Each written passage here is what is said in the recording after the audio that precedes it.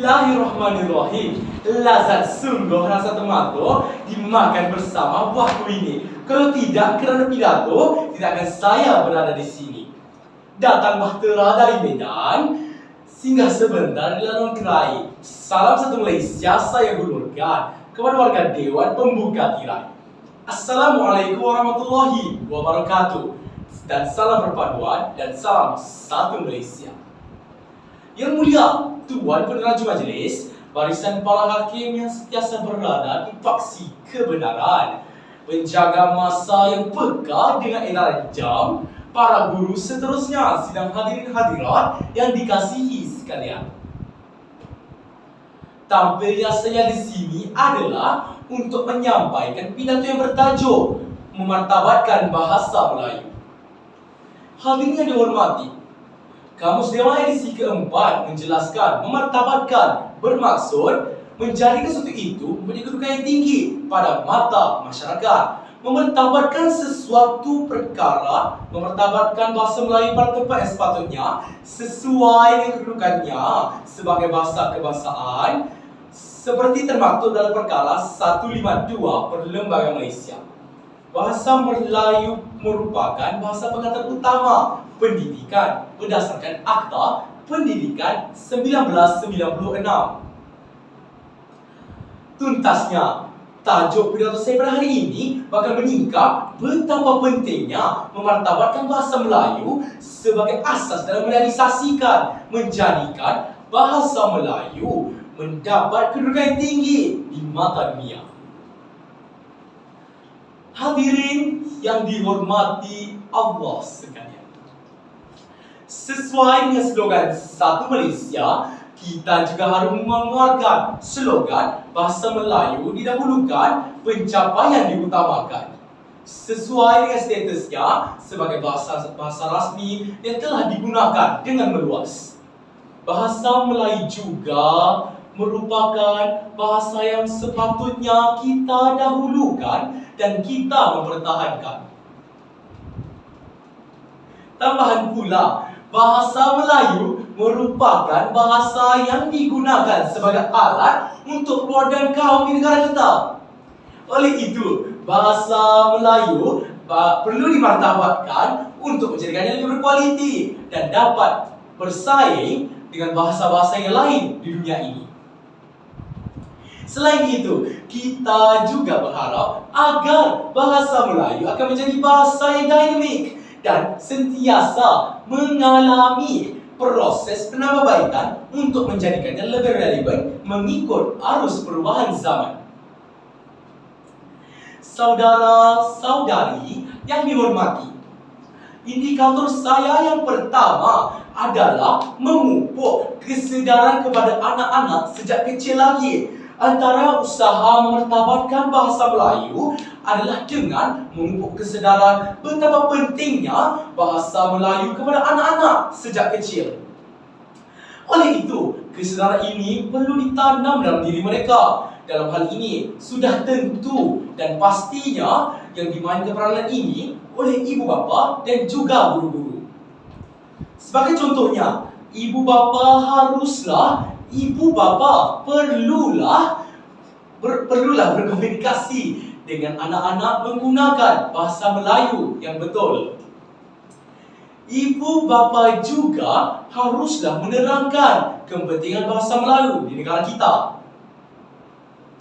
Dan juga ibu bapa perlu menceritakan sejarah yang telah dijadikan lingua franca pada zaman keagungan Kerajaan Melayu Melaka pada kurun ke-15. Sekiranya kesedaran ini dapat dipupuk sejak kecil lagi, seperti kata pepatah, kalau hendak melentur buluh, biarlah dari rebungnya. Sudah pasti hasilnya akan berkekalan sehingga dewasa dan sampai bila-bila. Hadirin sekalian, indikator saya yang kedua adalah melalui kempen dan perangan media massa. Pihak berkuasa yang bertanggungjawab dalam perkara ini perlulah menjalankan kempen untuk mempertabatkan bahasa Melayu. Pihak yang bertanggungjawab dalam hal ini iaitu Dewan Bahasa dan Pustaka DBP haruslah menjalankan kempen yang berkesan untuk memupuk mempertabatkan bahasa Melayu ini.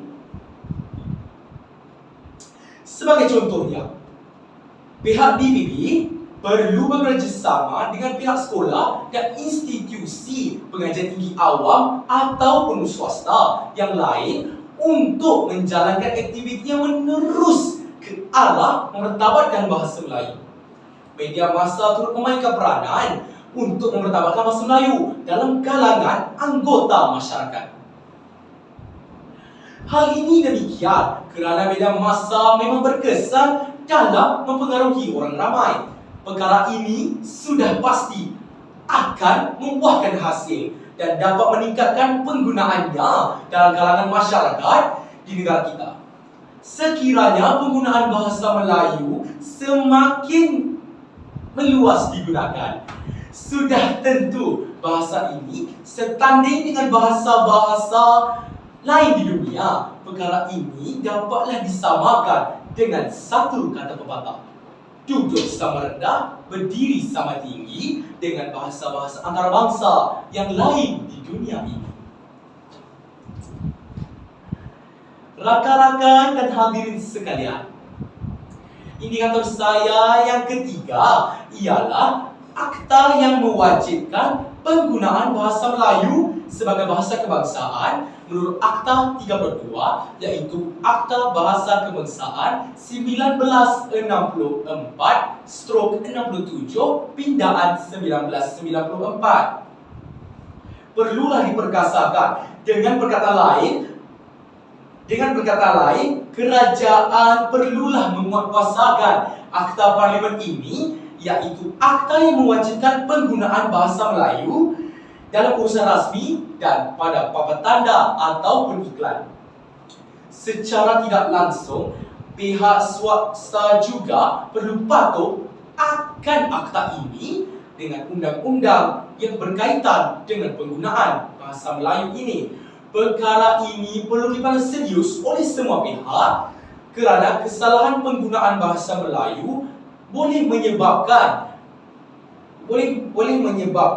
mereka boleh didakwa, seterusnya didenda. Oleh hal yang demikian, sudah pastilah bahasa Melayu akan dapat dimartabatkan di negara kita. Hadirin sekalian, kesimpulannya, sekali lagi saya ingin menegaskan bahawasanya usaha untuk mempertabatkan bahasa Melayu perlulah dipergiat dari sekarang. Selain itu, semua pihak perlulah berganding bahu untuk mempertabatkan penggunaan bahasa Melayu tanpa mengira kaum. Sekiranya perkara ini tidak diberikan penekanan, ditakuti nanti bahasa Melayu akan dipinggirkan daripada menjadi bahasa utama yang juga menjadi bahasa kebangsaan, bahasa rasmi negara kita. Jadi, marilah kita bersama-sama mempertabatkan penggunaan bahasa Melayu agar bahasa ini akan terus berkembang dan ditingkatkan martabatnya dengan mengeluarkan slogan bahasa Melayu didahulukan, pencapaian diutamakan. Sekian saja pidato saya pada kali ini, dan saya ingin memohon maaf sekiranya tersilap kata dan terdapat tutur bicara yang kurang sopan semasa saya menyampaikan pidato saya tadi. Sekian, terima kasih. Wabillahi taufiq wal hidayah. Wassalamualaikum warahmatullahi wabarakatuh.